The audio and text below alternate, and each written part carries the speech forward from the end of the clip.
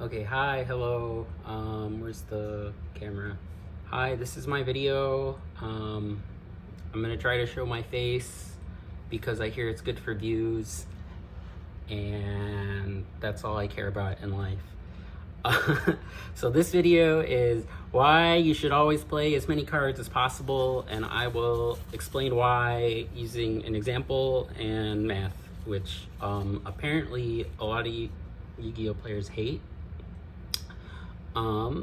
So let's consider like an extremely simple board state where your opponent has nothing and they know that there's like no cards in their deck that matter, like, you know, maybe they have 3 MSTs or something, and this is your deck, and if you draw this, you win, but if you draw one of these 2s, you lose. So this type of probability is a Bernoulli variable, because you either win or lose, and the chance that you win is 1 in 3. So we'll say that P is 1 in 3.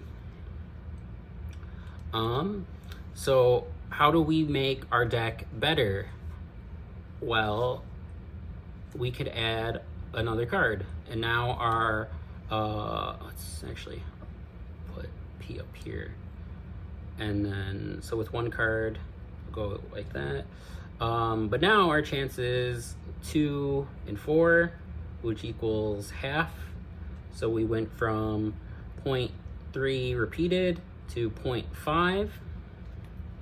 You know, we increase our chances of winning. How can we make this deck even better now? Well, let's add another one. We'll see that our chance now is 3 in 5, which is like, what is that, 0.6%. And you know, if we could, we would just keep adding more red ice fusions, because you know, that's really all that matters. Is, you know, if we had a deck and it's, you know, 37 red ice fusions, and you know, out of actually 38 red ice fusions, and you know, the red ice black dragon and the dark magician, then our chance is going to be, what is that? I have a little calculator here to, in case I need to do anything. What is that? 95%. And then, you know, let's go even more extreme and say that we had 60 cards, and our chance is then going to be what is that, 58 over 60, and our percent would be 0.96 repeated, which is like, you know, 0.97. So just from this fact alone, we see that adding more cards is better. It increased your chance by extremely slightly, but it still increased it. Obviously, you cannot do that because, you know, you're only allowed to have 3 copies of any card. Well, what if, you know, I have my 3 red ice fusions, and then I'm gonna do Hornet drones. Well, Hornet drones, you know, turns into Kagari, add back the Hornet drones, turn Kagari into a Hayate for the arrow, use Hornet drones again, get a token, turn the token into Link Spider, and then these 2 become Verte Anaconda, and Anaconda dumps one of these, and you get your Dragoon. So, you know, it's not 3 copies of Red Ice Fusion, but we could add a Hornet drones, and then, as I shown, it does increase our chance. And, you know, since we're playing Hornet drones, why don't we just throw it in a Gage? Gage searches Hornet drones. They serve the same function, and the function is get to Dragoon. So the caveat, is that how you pronounce that word? You know, never know how to pronounce that word. The caveat to all of this is that you want to play as many cards as you can, because I've shown here that it increases your chances of success. I don't know why I'm doing it down here, because, you know, I can do it over here. It increases your chance of success, but all of the cards that you add have to serve the same function, which is, you know, whatever your play is. Maybe your play is like, I just want to get to sub-terror whatever as soon as possible, or I want to see this one card, and that's considered a win.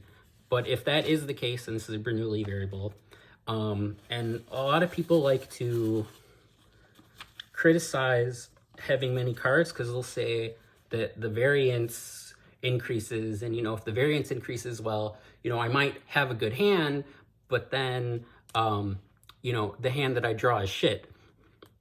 And I'll show why that's not true, because the variance for a Bernoulli variable is p times 1 minus p. Oh, that's a q. So in this case, the variance here is 1 over 3 times 2 over 3, and that's going to be 2 over 9. And then when it's 4 cards, it's going to be 1/2 times 1/2, because 1 minus itself is just, or half minus 1 is half, so it's going to be 1/4 here. And then in this case, it's going to be 3 over 5 times 2 over 5, which is going to be 15. Is that 15? No, how do I do math? It's actually 9. Oh, wait, that's not 9. 6. I'm a genius. 6 over 25. And we see that the pattern here for just in general, if y equals x times 1 minus x, this will be a graph like that, and it'll look like this. It's a negative parabola. And we don't really care about these because probabilities only exist between 0 and 1. And using calculus, or however you want to do it, we see here that the maximum is 25, which means that the variance was actually at its highest point when we only had 2 red ice fusions and 2 of that. And even if you don't understand math and you don't know what variance is, I think this makes sense. I mean, it makes sense to me, where if your chance of winning was 0, well, then your variance is 0, because variance is, the up and down right here. And that makes sense, because, if you're never going to win, then you're never going to do anything but lose. And then if your chance of winning was, well, I don't know how you would do that. If your chance of winning was 100, then there's also no variance on the up and down here, because, you're never going to lose. So it's just 100%. And it's everything in between that we kind of care about. So we see that as your probability of winning is basically going to be, in this case, going to be x over x plus 2. And we see that as x goes to infinity, we put in just like a really big number here. Oh, I think that's a little off screen. We put in a really big number here, like 10 to the 99, and then we're going to say 10 to the 99 plus 2. Well, this plus 2 doesn't even really matter anymore when we're talking about like billion, trillion. And we see that this is eventually going to go to 0. And again, this is to say that the more cards that you add that go towards your overall success of winning, the better. It not only increases your chances of winning, but it also decreases the probability of losing. And that is why you should play 60 cards. Let's see.